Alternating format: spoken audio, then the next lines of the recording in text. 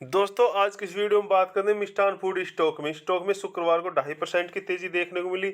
लेकिन शाम के वक्त स्टॉक में बंद होने से पहले अच्छी खासी तेजी, उसके बाद गिरावट।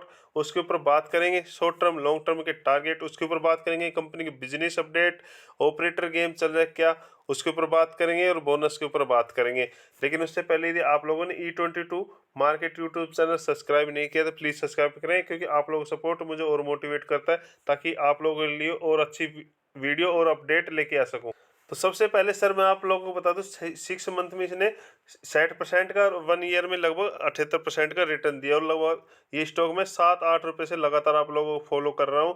और स्टॉक को बेचना मत, मैं किसी भी हालत में बेचना मत, क्योंकि यदि स्टॉक आपने 11, 12, 13, 14, 15, 16 रुपये किसी भी लेवल पे लिया है तो अभी भी आपको प्रॉफिट हो रहा है और लॉस नहीं हो रहा होगा। यदि आप शॉर्ट टर्म के लिए जाते हैं तो आप भी ब्रेकआउट पे स्टॉक को खरीदिए और शॉर्ट टर्म में 3-4 दिनों में एग्जिट हो जाइए जब स्टॉक में अच्छी तेजी आती है। लेकिन उसके बाद स्टॉक कंसोलिडेट करता है गिरावट, तो लॉन्ग टर्म वाले भी इतना अमाउंट लेके जा सकते हैं जिसका आप जोखिम ले सके और होल्ड कर सके लॉन्ग टर्म के लिए। ठीक है, तो इसी स्टॉक में एक तो बिंदास दबा के होल्ड रखें। और जो कंपनी के जो लॉन्ग टर्म के टारगेट हैं वो कुछ भी हो सकते हैं, क्योंकि जो कंपनी के बिजनेस अपडेट आती हुई दिखाई दिए उससे ये है कि कंपनी का जो क्वार्टर, आने वाले क्वार्टर कभी भी धमाका कर सकते हैं। पिछले 3-4 क्वार्टर ने कंपनी का धमाका किया है और आने वाला क्वार्टर बहुत बड़ा धमाका कर सकते हैं। क्यों सर? और ये स्टॉक मल्टी बैगर इसलिए साबित हो सकता है, इन्वेंट्री ले रखी एथेनॉल में। और जो इसके जो हितेश कुमार पटेल जी है ना, जो इसके एमडी हैं, वो एक बहुत वो उन्होंने ये कंपनी एक तरह से डूबती हुई कंपनी है, उसको एक तरह से उसकी नैया पार लगाई है और कंपनी को एक अच्छे मुकाम पे खड़ा कर दिया। ठीक है, अब जो आने वाला समय है, यदि इस प्रकार के क्वार्टर धमाकेदार आएंगे तो कंपनी एक मल्टीबैगर कंपनी का जो शेयर है मल्टीबैगर बन सकता है। और आपको कितना रिटर्न देगा आप अनुमान भी नहीं लगा सकते। जो कंपनी की बिजनेस अपडेट है उसके ऊपर बात करेंगे। 22 तारीख को कंपनी ने ये अपडेट किया था बीएससी को कि इसकी एक सहायक कंपनी है, यानी कि एक इकाई कंपनी है, grow and more nutri foods private limited के नाम से सिंगापुर में 22 दिसंबर 2023 को इन्होंने उस कंपनी को स्टार्ट कर दिया, प्रोडक्शन स्टार्ट कर दिया, चालू कर दिया।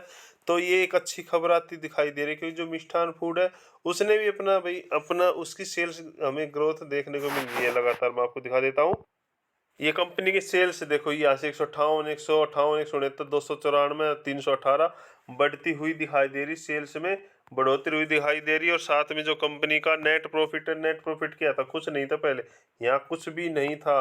11 करोड़, 14 करोड़, 69 करोड़, 87 करोड़। ठीक है, तो ये नेट प्रॉफिट देखो आप कंपनी ने किस प्रकार जनरेट किया, धमाकेदार। और जो कंपनी की ये कंपनी इकाई, यानी कि इकाई शुरू हो गई है, तो कंपनी का आने वाले भैया आने वाले, मैं नहीं कहता 100-200 करोड़, 300 करोड़ क्या होंगे, लेकिन जो भी नंबर होंगे ना, धमाकेदार देखने को मिलेंगे आप लोगों को।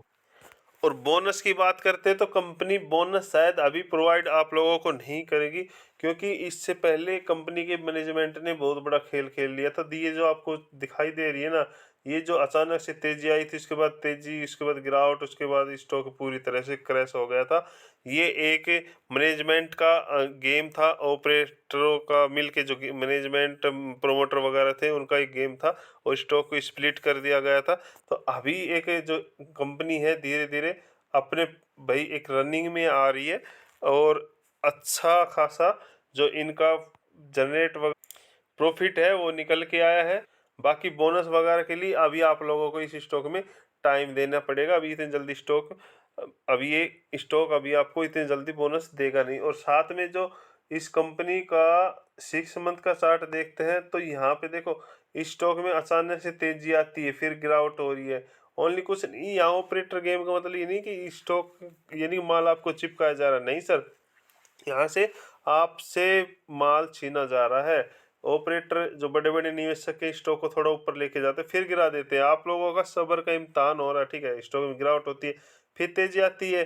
ठीक है, उसके बाद फिर गिरावट आती है, फिर अचानक तेजी आती है। फिर कोई नहीं, इस स्टॉक को बेचना नहीं, किसी हालत में नहीं बेचना है हमें इस स्टॉक को, क्योंकि आपने इसमें जो प्रोमोटर होल्डिंग वगैरह देखा है ना, ये देखो जो प्रोमोटर का तो स्टॉक लगभग 49.28 था। ठीक है, 49.77 किया, फिर 82 किया। ठीक है, और अभी अपडेट आना बाकी है, कितना हो जाता है। एफआई का देखो स्टॉक यहाँ तक कितना था, जीरो था, ठीक है।